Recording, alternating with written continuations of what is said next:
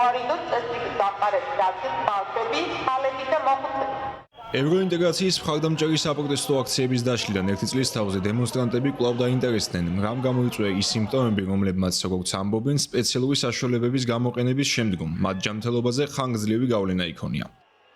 იყო თუ არა წყლის ჭაულში გარეული ქიმიური ნაერთი, ეგრეთ წოდებული კამიტე, რომელსაც BBC საკუთარ საგამოძიებო მასალაში ასახელებს. ამ კითხვის ადრესატი პირველ რიგში შინაგან საქმეთა სამინისტროა, უწყება, რომელიც პასუხისმგებელია საზოგადოებრივ უსაფრთხოებასა და მართლწესრიგზე. ხელისუფლება არ ასახელებს კონკრეტულად რა ტიპის ქიმიური საშუალებები გამოიყენეს დემონსტრაციების დაშლისას, თუმცა კატეგორიულად თუ არ ყოფენ მათ შორის ეგრეთ წოდებული კამიტეს არსებობას.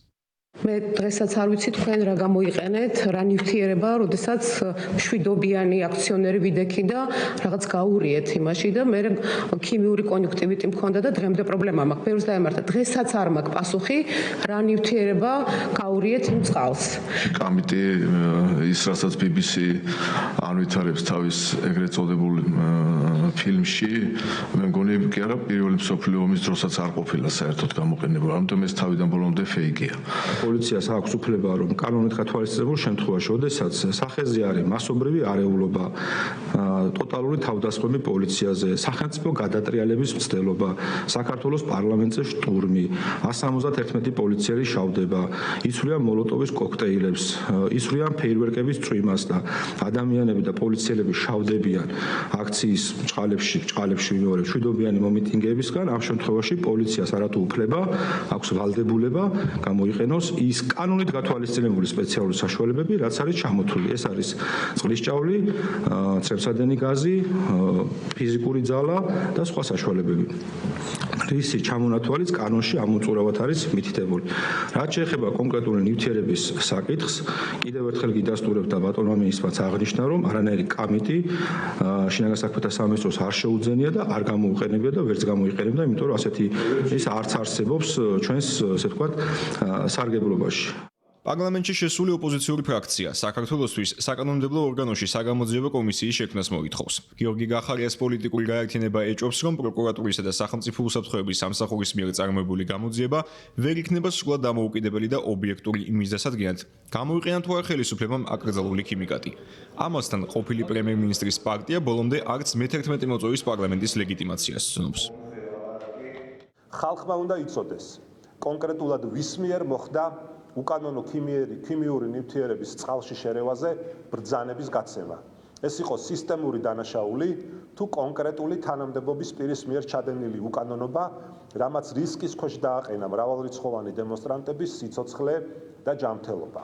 დამოუკიდებელი გამოძიების ჩატარების აუცილებლობა განპირობებულია არა მხოლოდ დამნაშავეთა გამოვლენის და ანალოგიური მძიმე დანაშაულის პრევენციის, არამედ დაზარალებული მოქალაქეების ჯანმრთელობის რისკების დროულად იდენტიფიცირებისა და მათი სასიცოცხლო ინტერესებით, ასევე სახელმწიფოს რეპუტაციული ზიანის შესამცირებლად. ვიღეთ გადაწყვეტილება უახლოეს ბიუროს სხდომაზე პარლამენტს მიმართოთ საგამოძიებო კომისიის შექმნის მოთხოვნით.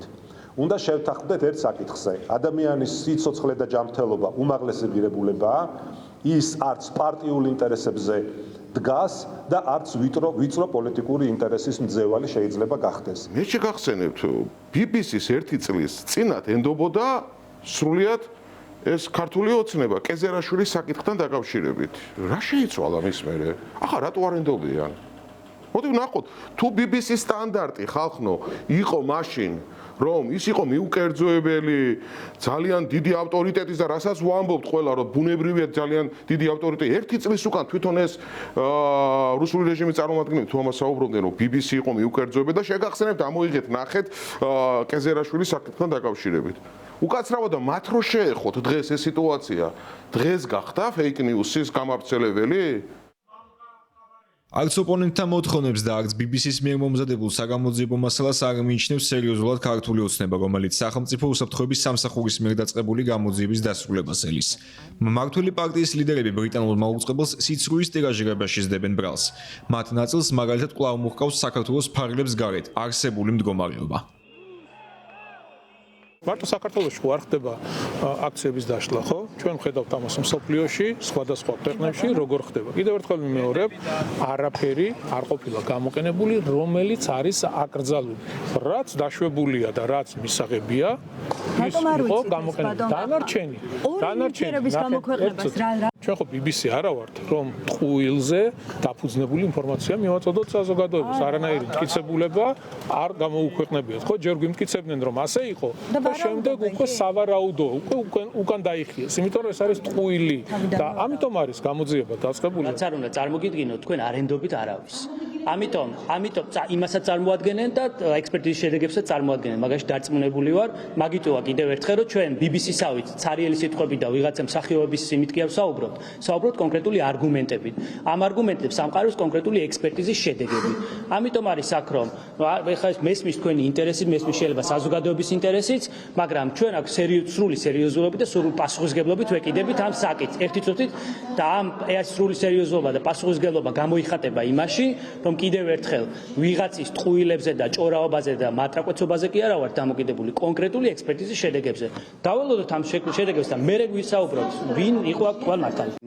შედეგებიდან გამომდინარე, რასაც ხედავთ ხოლმე ადგილზე, სხვადასხვა ტიპის აღჭურვილობის გამოყენება ხდება. ზოგჯერ არის უმარტივესი გაფრთხილებიდან დაწყებული, საკის სპრეით გაგრძელებული და საჭიროების შემთხვევაში წყლის ჭავლის ან წყლის ჭავში რაღაცა შერევის გათვალისწინებით.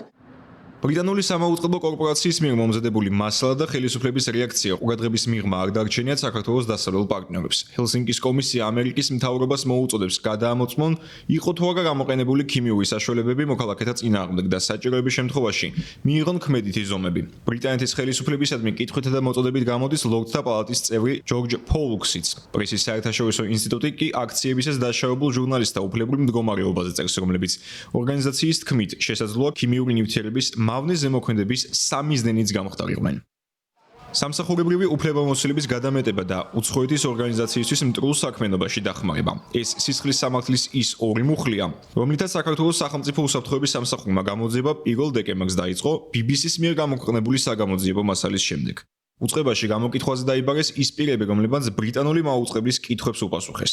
თუმცა გამოკითხვაზე დაბარებულთა შორის იყვნენ ისინიც, ვინც BBC-ს მასალაში ან მხოლოდ რამდენიმე წამით გამოჩნდნენ, ან მონაწილეობდნენ პროევროპული აქციებისას ადამიანის უფლებათა შესაძლო დარღვევის საქმეებზე დოკუმენტების შეგროვებაში.